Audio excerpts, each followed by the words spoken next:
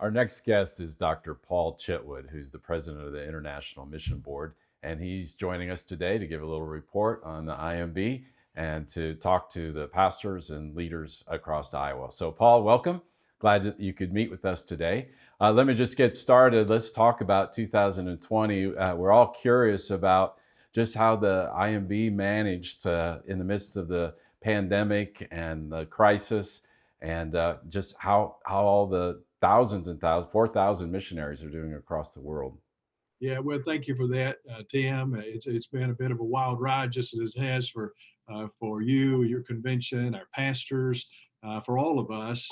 But before I jump into that, let me say thank you for your personal friendship to me, Tim. Thank you for your leadership of Iowa Baptist. I want to thank the pastors and the churches for your sacrificial support. I mean, you guys like lead the way in SBC in terms of the amount of sacrifice, the support that you give to the work of your missionaries around the world. We're grateful and appreciate you deeply. It has been a year marked in some ways by the miraculous, and part of the miraculous is that because of the sacrificial support of Iowa Baptist and Southern Baptists across the land, we came in financially ahead of where we anticipated when we set our budget way back before anybody knew what COVID was. And yet to come through this year pandemic, closed out our fiscal year into September, and to finish ahead like second largest lottie offering ever, $4.5 million over the goal that had been set, strong CP, just so the Lord provided. And the work continues.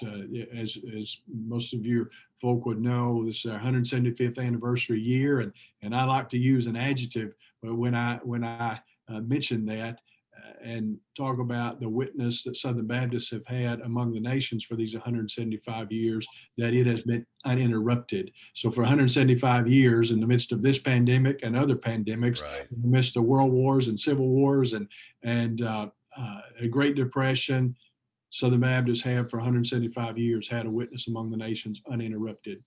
And so we're grateful that's continued this year. We've had a lot of people moving. We've had an unusual number of missionaries who have been here in the States because of, related to COVID, whether it was health concerns or immune system compromises for them. We needed them back here in a more developed area, or they couldn't get visas renewed in certain countries because those countries were closing up to foreign presence and what have you. And yet, most of our folk have continued to serve around the world in their place of assignment. We have, through some COVID relief projects in particular, seen some great opportunities building hand washing stations in sub-Saharan Africa and rural communities that gave us access to some places and people, and feeding. The biggest work of COVID relief has been feeding, as hunger crisis has dominated the COVID landscape across the world in underdeveloped countries, in places where people get up and leave whatever shelter they're in looking for a meal for that day, and you can't go do that because of government restrictions or what have you. And so a hunger emergency sets in. There's no cupboard, there's no freezer, there's no food storage pantry, and so for Southern Baptist to be there through the relief efforts and to feed the hungry and to share the hope of the gospel really has been a beautiful thing. So many good examples of our work that has been ongoing. Let me mention one other, and that is, as you know, we have a big emphasis on reaching the deaf around the world. We're divided into 9 people groups, and that would include the deaf affinity as we structure our work around the world. The online training that we've been doing has been helpful. We've added creativity to that and invested resources in that because of the inability to travel in many places. So we have a deaf theological training school in Nashville, Tennessee, hosted at one of our Southern Baptist churches there. And we had a guy from Indonesia who was training there and learning to sign the gospel to deaf, and he connected with some of his deaf friends in Indonesia online, spent Mm, an hour practicing everything that he had learned mhm. and sharing the gospel, sharing his testimony. Had two of his friends profess faith at the end of his sharing with them. And we got them connected to a local church there that's discipling them and that baptized them. And so, again, the work, while challenging in many ways, has been ongoing. Mm, that's wonderful. What so in addition to the relief, have there been some stories or some incidents of gospel progress that you've heard from some of the missionaries around the world? Yeah, there really has been some of that through unique and creative ways, where they've been in apartment complexes preaching from their stoop or their little balcony, and had people responding. The online evangelism initiatives and even discipling initiatives have proven very effective. And again, we've developed some really a lot better resources for that because of the response that we've had to make to COVID.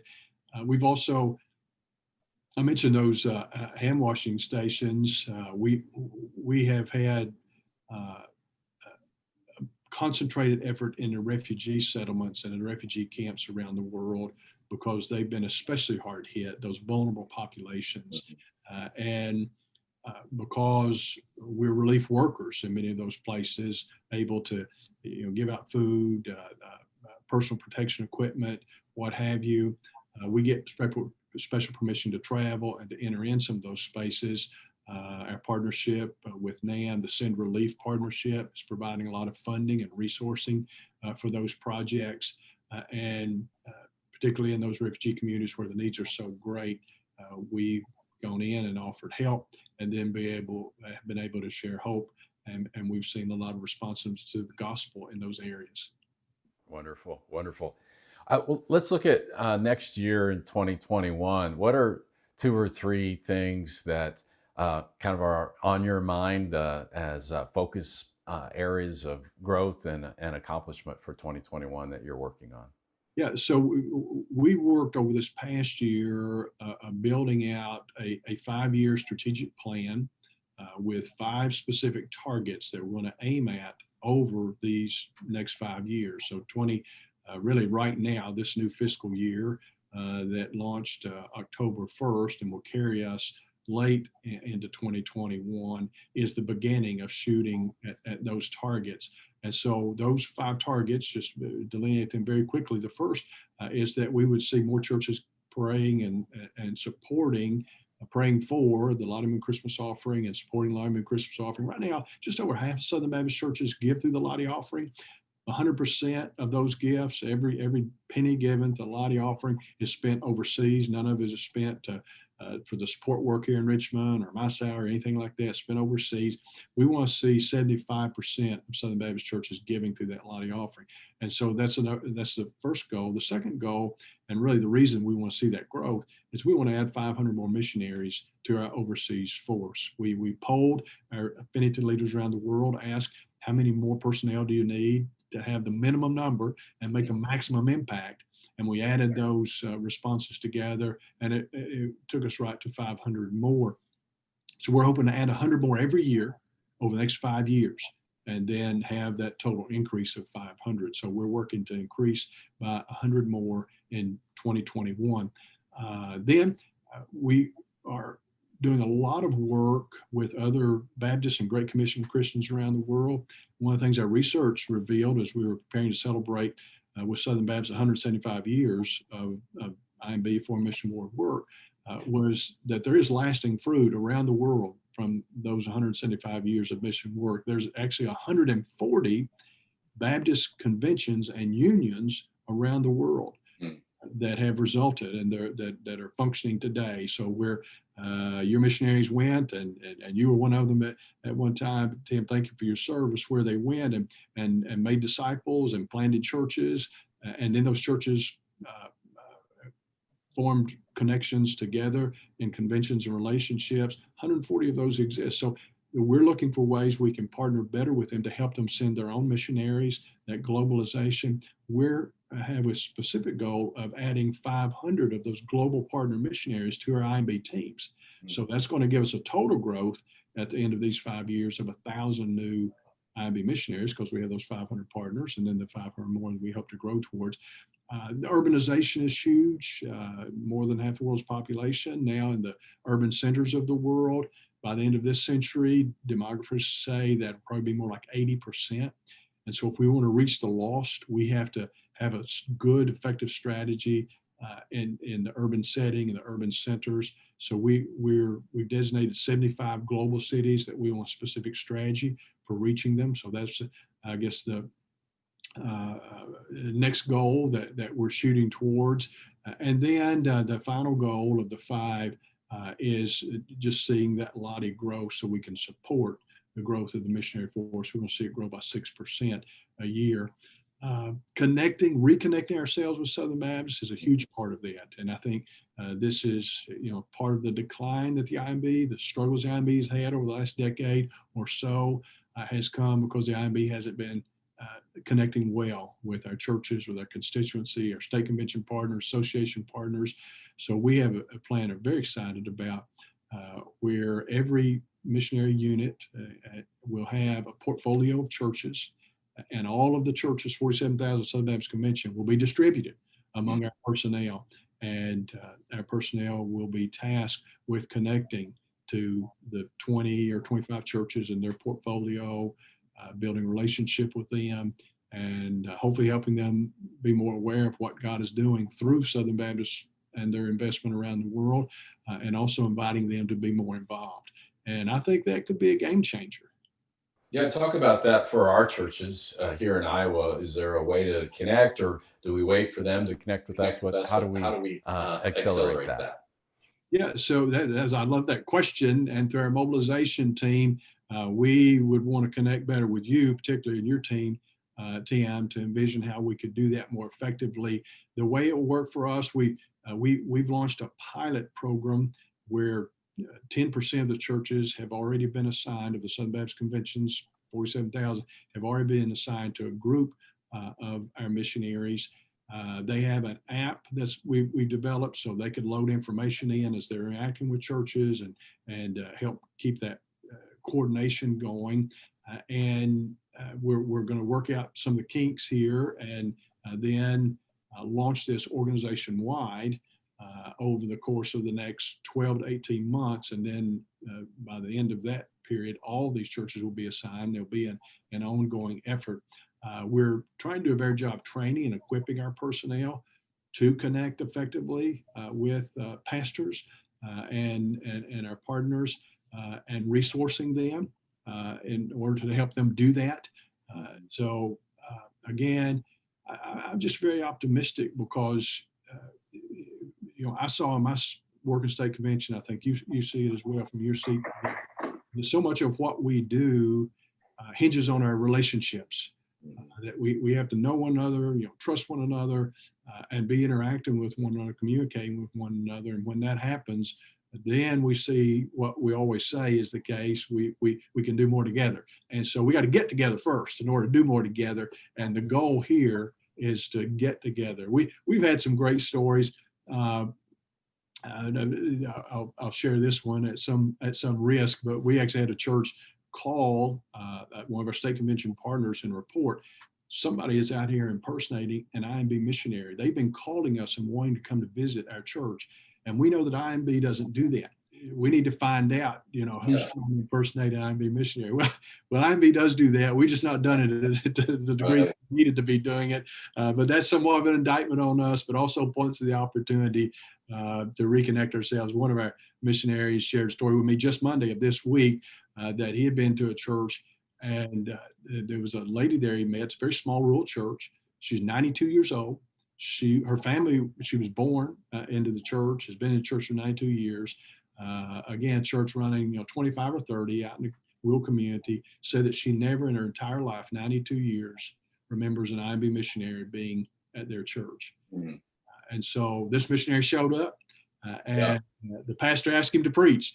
And so it gave a great opportunity for us to, share what God is doing around the world, connect with them. And I just believe that more we do of that, the stronger we'll be at doing what God has called us to do and reaching the nations. Oh, that's wonderful. That's a great story. So, Paul, just in the last few minutes, if you have any final words for pastors and other leaders across Iowa, what would you have to say from the IMB? Thank you. Two things. One is just again express my appreciation. The IMB, it's your IMB. Our new mission statement tries to communicate our posture and relationship with pastors and churches as we're here to serve Southern Baptists and carrying out the Great Commission to make disciples of all nations. So that we want to have the posture of a servant and serve you well. And just appreciate so much the investment that Iowa Baptists make. And again, thank you. The other thing is, it's just a challenge. Today, Tim, 154,937 people will die lost in their sin and spend eternity separated from God in hell. That'll happen again tomorrow.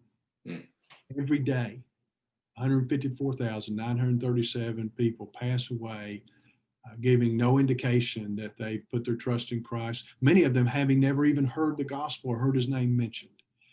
And that 154,937 is why we're here. The Lord wants them to hear. He wants them to know. He wills that none be lost. And so that's the number that keeps pushing us forward. I want to see that number shrinking, not continuing to grow. Right now, it's continuing to grow. I want to see it shrinking. You want to see that. Iowa Baptists want to see that. God's people want to see that. And so to never lose an awareness of the incredible need and the consequence of us not getting to the nations, of us not getting the gospel there, it's sobering, and it's also challenging. We look forward to being in heaven and seeing that Revelation 7, 9, and 10 vision fulfilled, where there'll be this vast multitude standing before the throne and before the Lamb from every nation, from all tribes and all peoples and all languages. But heaven is not that yet, because there are still many nations, tribes, peoples, and languages from whom there's no representative. No one has heard, no one's been saved, no one will be around the throne. We know that vision will come to pass, and the very reason the Lord has left us here is to see us steward our part in that vision, stewarding the gospel to the nations. And we're grateful to do that in partnership with you. All right. Well, Paul, thank you. Thank you for the time today, and pray that God would bless you and your family during the Christmas season. And thank you for being part of our annual meeting this year. Amen. It's a privilege. I'm grateful for it, Tim.